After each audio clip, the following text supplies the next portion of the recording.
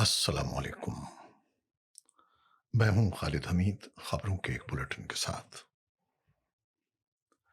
امریکہ کے صدر Donald Trump اور یوکرین کے صدر ولادیمیر زیلنسکی نے امید ظاہر کی ہے کہ پیر کو وائٹ ہاؤس میں یورپی رہنماؤں کے ساتھ ہونے والی ملاقات روس کے صدر ولادیمیر پوٹن کے ساتھ سے فریقی مذاکرات کی راہ ہموار کر سکتی ہے، جس کا مقصد یوکرین جنگ کے خاتمے کی کوششیں ہیں۔ صدر ٹرمپ نے کہا کہ وہ یوکرین کے لیے یورپی سلامتی کی ضمانتوں کی حمایت کریں گے۔ ان کا کہنا تھا کہ امریکہ یوکرین کو بہترین تحفظ فراہم کرے گا، تاہم یہ واضح نہیں کیا کہ آیا یہ ضمانت نیٹو دے گا یا امریکہ براہ راست اس میں شریک ہوگا۔ ٹرمپ نے یہ بھی کہا کہ وہ زیلنسکی اور یورپی رہنماؤں سے ملاقات کے بعد صدر پوٹن سے براہ راست بات کرنے کا ارادہ رکھتے ہیں۔ دوسری جانب یورپی رہنماؤں نے زیلنسکی کی پوزیشن کو مستحکم کرنے کی خواہش ظاہر کی، جبکہ صدر ٹرمپ کی جانب سے یوکرینی قیادت پر دباؤ ہے کہ وہ روس کے ساتھ فوری جنگ بندی معاہدے کو قبول کرے۔ روس کے نمائندے مخائل اولینوف نے ویانا میں کہا کہ ماسکو اس بات پر متفق ہے کہ کسی بھی امن معاہدے کے لیے کیف کو سلامتی کی ضمانت ملنی چاہیے۔ انہوں نے ایک بیان میں کہا کہ یورپی رہنماؤں نے بھی اس پر زور دیا ہے کہ یوکرین کو معتبر ذرائع سے سلامتی کی ضمانت فراہم کی جائے۔ تاہم اولینوف نے یہ بھی واضح کیا کہ روس کو بھی اسی طرح کی ضمانتیں درکار ہیں تاکہ ماسکو کے خدشات کو دور کیا جا سکے۔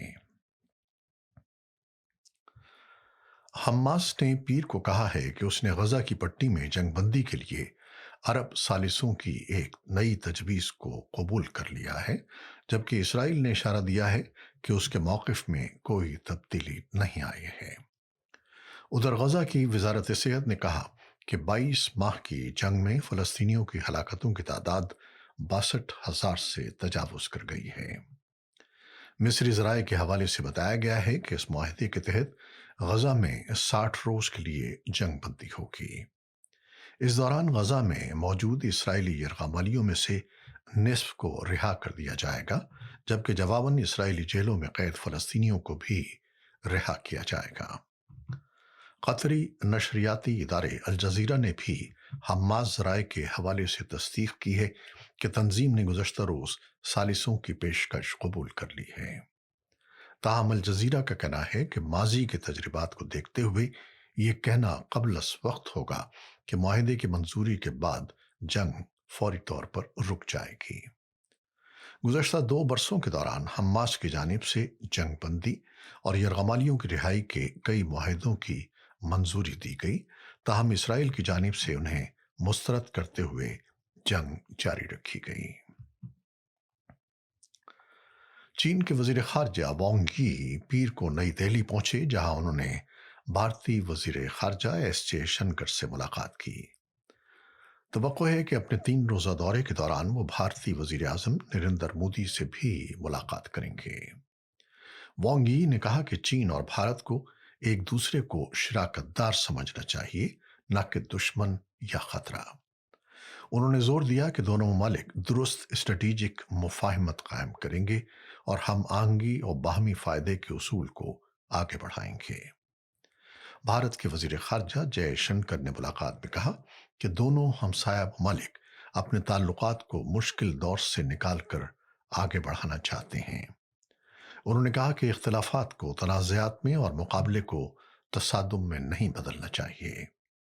جے شنکر نے مزید کہا کہ تعلقات میں کسی بھی مثبت پیش رفت کی بنیاد سرحدی علاقوں میں امن و سکون کو برقرار رکھنے پر ہے اور لائن آف ایکچوئل کنٹرول پر کشیدگی میں کمی کو آگے لے جانا ضروری ہے۔ چینی وزیر خارجہ کا یہ دورہ اکتوبر سن 2024 میں روس کے شہر کازان میں مودی اور صدر شی جن پنگ کی ملاقات کے بعد کسی چینی اعلیٰ سفارتکار کا پہلا دورہ ہے۔ اس دوران وانگ یی قومی سلامتی کے مشیر اجیت ڈوول کے ساتھ خصوصی نمائندہ سطح کے مذاکرات میں بھی شریک ہوں گے۔ اس سے پہلے امریکی صدر ڈونلڈ ٹرمپ کی جانب سے شروع ہونے والی تجارتی کشیدگی اور عالمی جغرافیائی سیاست کی ہلچل کے دوران بھارت اور چین تعلقات بہتر بنانے کی کوشش کر رہے ہیں۔ سپریم کورٹ آف پاکستان میں چیف جسٹس یحییٰ آفریدی کی سربراہی میں 3 رکنی بینچ نے 9 مئی واقعات سے متعلق سابق وزیر اعظم عمران خان کی ضمانت کی اپیلوں پر سماعت کی۔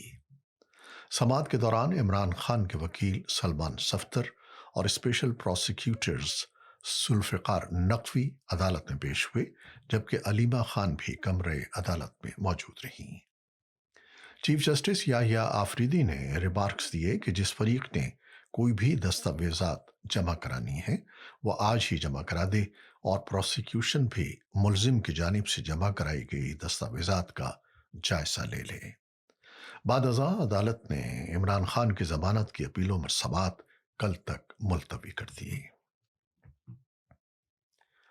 D G I S P R lieutenant general Ahmed Sharif کے مطابق حالیہ تباہ کن بارشوں اور سیلاب سے خیبر پختونخوا اور گلگت بلتستان میں انفراسٹرکچر کو شدید نقصان پہنچا ہے۔ منگل کو چیئرمین NDMA لیفٹیننٹ جنرل انعام حیدر، وزیر اطلاعات عطا تارڑ اور D G I S P R نے مشترکہ پریس کانفرنس میں نقصانات اور امدادی سرگرمیوں سے متعلق بریفنگ دی۔ NDMA کے مطابق متاثرہ شاہراہوں پر 50% سے زائد بحالی کا کام مکمل ہو چکا ہے۔ چیئرمین NDMA لیفٹیننٹ جنرل انعام حیدر نے بتایا کہ شمالی علاقہ جات میں گلیشیئر پگھلنے سے سیلابی صورتحال پیدا ہوئی۔ ملک بھر میں بارشوں اور سیلاب کے نتیجے میں اب تک 695 افراد جاں بحق، جبکہ 958 زخمی ہو چکے ہیں۔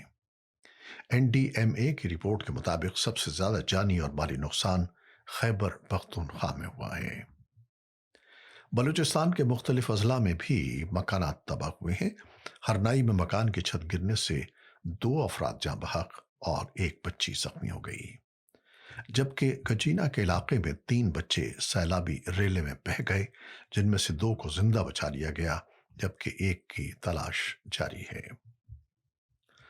ادھر کراچی میں موسلادھار بارش کا سلسلہ منگل کی صبح سے جاری ہے، اور محکمہ موسمیات نے اگلے 2 روز تک بارش کے حوالے سے اہم اطلاعات جاری کر دی ہیں۔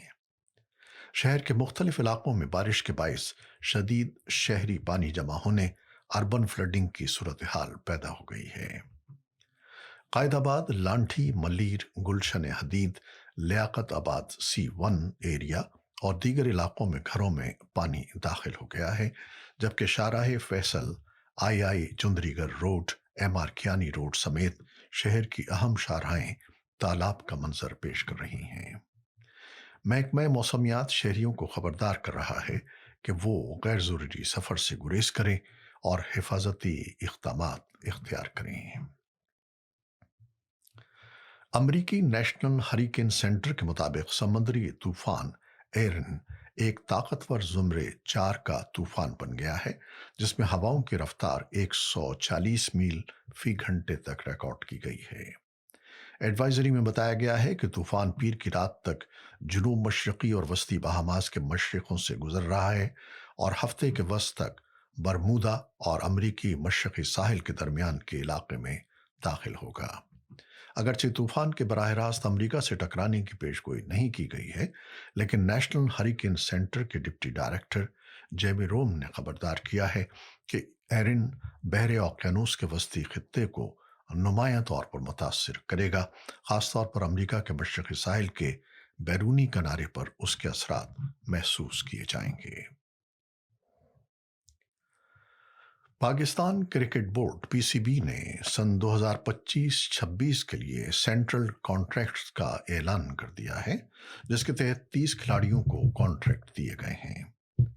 PCB کے مطابق کارکردگی کی بنیاد پر B، C اور D کیٹیگری میں 10-10 کھلاڑی شامل کیے گئے ہیں۔ یہ کانٹریکٹس 1 جولائی سن 2025 سے 30 جون سن 2026 تک نافذ العمل رہیں گے۔ گزشتہ برس 27 کھلاڑیوں کو کانٹریکٹ دیے گئے تھے، جبکہ اس سال یہ تعداد بڑھا کر 30 کر دی گئی ہے۔ رواں سال 12 نئے کھلاڑی شامل کیے گئے ہیں، جن میں احمد دانیال، فہیم اشرف، حسن علی، صاحبزادہ فرحان، सलमान मिर्जा और सुफियान मुकीम के नुमाया हैं। 9 खिलाड़ी अपनी पिछली कैटेगरी बरकरार रखने में कामयाब रहे, जबकि 8 खिलाड़ी कॉन्ट्रैक्ट हासिल करने में नाकाम रहे। दिलचस्प अमर यह है कि इस साल एक कैटेगरी में कोई भी खिलाड़ी शामिल नहीं हुआ। गुज़श्ता बरस बाबर आजम और मोहम्मद रिजवान ए कैटेगरी में शामिल थे। इस बार नसीम शाह को बी से सी कैटेगरी में और शान मसूद को बी से डी कैटेगरी में मुंतकिल किया गया है।